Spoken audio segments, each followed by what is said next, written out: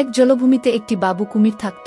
ওর নাম কোকো। ওর মনটা খুব নরম আর ভালোবাসায় পূর্ণ। সে গল্প খুব পছন্দ করত। বই পড়ে সে অনেক গল্প জেনেছে। আর এক বুড়ো কচ্ছপ ছিল যে তাকে গল্প শোনাত। তার গল্পের সহৃদয়তা, সহমর্মিতার শিক্ষা ফুটে উঠত। তাই কোকো সব সময় সবাইকে সাহায্য করতে চাইত, কিন্তু কুমির বলে সবাই ভয় পেত। একদিন একটি পাখির বাচ্চা মাটিতে পড়ে গেছে। কোকো এগিয়ে এলে সে পাথরের আড়ালে লুকায়। কোকো ভয় পেতে নিষেধ করে একটি চিহ্ন নিয়ে দাঁড়ায়। মা পাখি তা বুঝে বাচ্চাটিকে উদ্ধার করে। এ ঘটনা ছড়িয়ে পড়ে। তখন অন্য কুমিররা উপহাস করে যে তাকে কেউ ভয় পাবে না, তাই শক্তিশালী হবে না।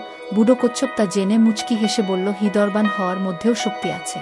তাই কোকো ভালোবাসার পথ বেছে নেয়। সে বৃষ্টিতে ভিজলে যাদের ক্ষতি হয় তাদের মাথায় ছাতা ধরে, হাঁসের বাচ্চাদের সাথে পানিতে খেলা করে, যারা পানিতে চলতে পারে না তাদের পিঠে নিয়ে পানিতে ঘুরে বেড়ায়, মাছেদের সাথে খাবার ভাগ করে খায়। এখন সবাই তাকে ভালোবাসে আর মিশে, বিশেষ করে বাচ্চারা। তাদের কোকো গল্প পড়ে শোনায়।